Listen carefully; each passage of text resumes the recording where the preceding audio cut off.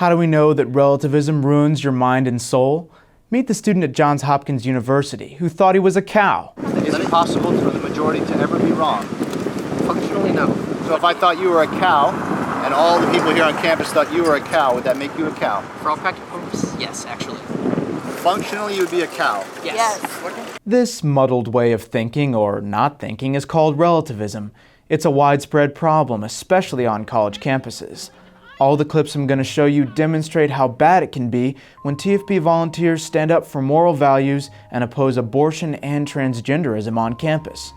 So what's the best way to fight back and win the debate? Keep watching because I'm going to give you 7 ways to dismantle relativism and defend the truth. But before we get started, please subscribe and click on the bell icon button to get new videos in the future. By subscribing, you'll help TFP Student Action build a network of young Americans to defend moral values.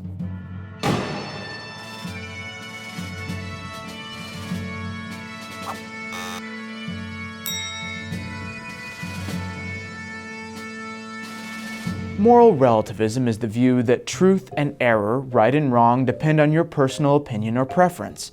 Moral relativism denies the existence of objective truth by claiming that each person decides what his or her own morality will be. My body, my choice. My body, my choice. Take abortion, for example. Radical feminists insist that preborn children are blobs of tissue.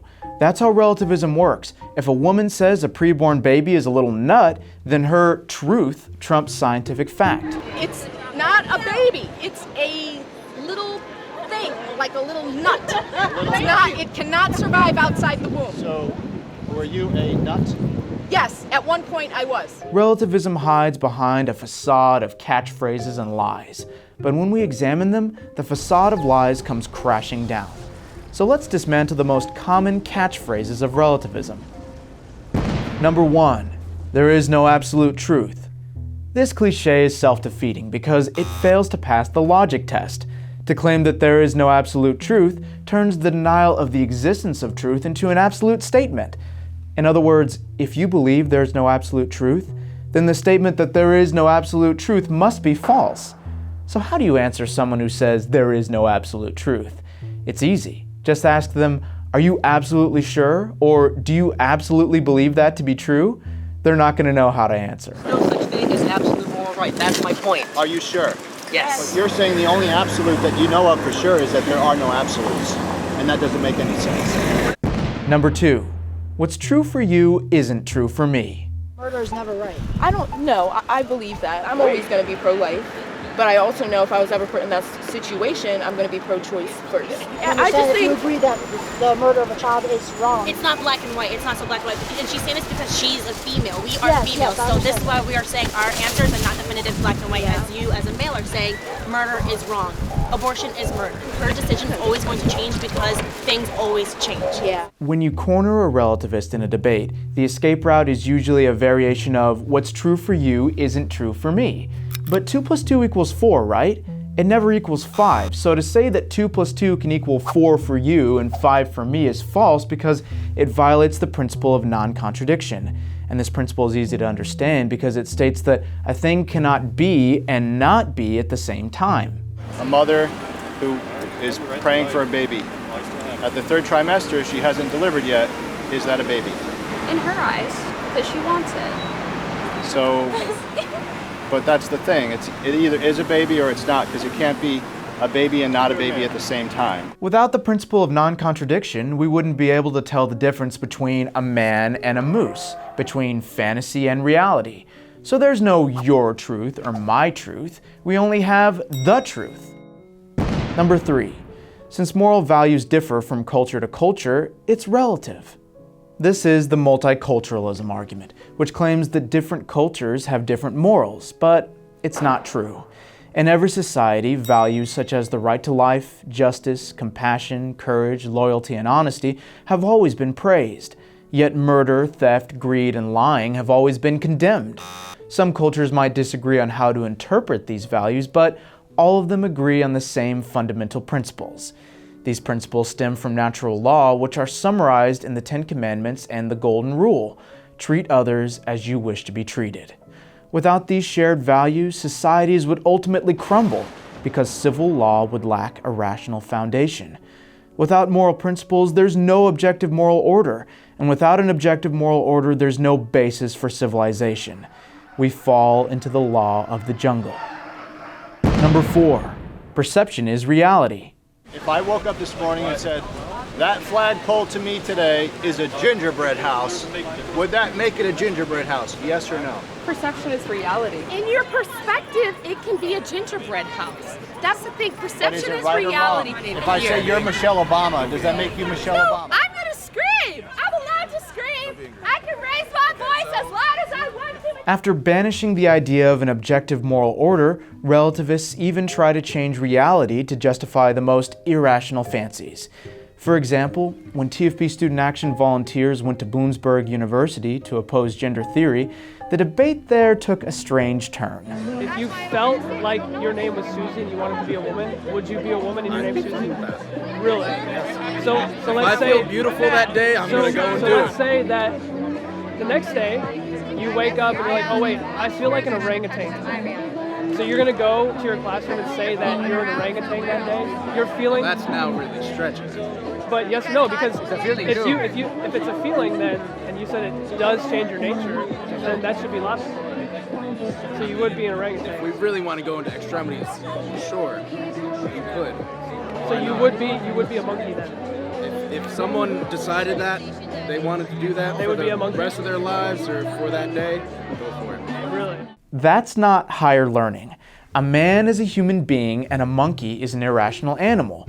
Your intelligence captures that distinction, and we don't have the power to change that reality. There is a verifiable reality, and our perception can only be true if it lines up with what's real. A man's not a monkey, and a monkey isn't a man. Period. If I thought that you were a tree, would that make you a tree? If it makes you feel good, then fine. I will be a tree. You would be a tree? Yes, I would be a tree. Number 5. If the majority believes it, it has to be true. Is it possible for the majority to ever be wrong? Functionally, no. I mean, obviously, you can assert something, but if people don't agree with that, it doesn't really matter to them. There are universal truths, okay? How do you know there are? Because you say they are? Because I have reason.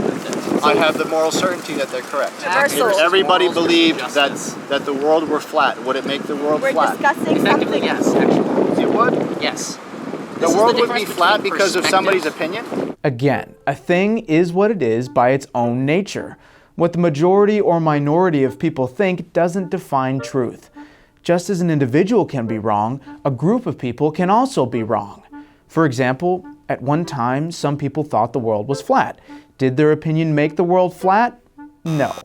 As St. Augustine said, right is right even if no one is doing it. Wrong is wrong even if everyone is doing it. Number 6. Morality is determined by situations and motives. I was trying to prove to you that we can be sure of things because of our reason, right? You can't be and sure you're of saying you're not sure of anything. You guys are always going to be more sure about everything because you don't have an ounce of skepticism. I'm sorry that you guys know for a fact that like all these things that you believe will never be untrue, but that's just not how the world works. Okay, sir. Do you know that murder is wrong? Do I know that murder is wrong? Morality is relative. We also still Is murder right or wrong? Objectively, nothing is wrong. There are 3 criteria that make an act good or bad: the act itself, the situation, and the motive. This presupposes objective moral standards by which every action is judged. Situations, circumstances, or motives can influence or modify the nature of an act and therefore change the morality of it. For instance, to commit murder is always evil, but to take someone's life in self-defense is totally legitimate. Nevertheless, certain actions, such as abortion and blasphemy, can never be justified no matter what the situation or motive because they're intrinsically evil. Number 7. Don't impose your morality on me. Just because it's different doesn't mean it's right to impose your way of being onto someone else. Do you think there's an objective truth? I think the one truth is that everyone's just being, and that you can't control it. People who say, don't impose your morality on me, really mean don't impose any morality on me. When disorderly passions become the goal of life, every moral barrier that hinders the fulfillment of those passions becomes a burden. Do I believe in the Ten Commandments? I believe people believe in the 10 Commandments. What about you? I am a person who doesn't command or has been commanded. That's why the sexual revolution hates any kind of restraint, including the 10 Commandments, natural law, and even civil law. Should you be able to marry anyone you love? I don't see the problem with it. What if a man loves 5 women? That's up to him. That's what about 5 completely up to women them. and 5 men? It's completely up to them if they can afford to. That's Is what pedophilia right or wrong? It's something I wouldn't want my kids exposed to, but if they want to, then I am not one to tell them how to run their lives. You're saying if two people love each other, then they can do whatever they want. Exactly. So if a man loves a dog, can he marry the dog? Sure, if that's what he feels like. Moral values are like traffic laws. Without them, you have chaos and anarchy. Without objective moral order, social harmony breaks down. In fact, there's never been a civilization of moral relativists, and there never will be. More than ever, we need to defend what is true, good, and beautiful. Either we accept God's wisdom, or we sink into the muddy quicksand of relativism. To win the fight for America's future, we have to hold firm to our noble convictions and continue the peaceful crusade for moral values. Please join the good fight by subscribing to this channel. If you click on the little bell icon, we'll make sure you get our next videos. Thank you so much for watching, and God bless.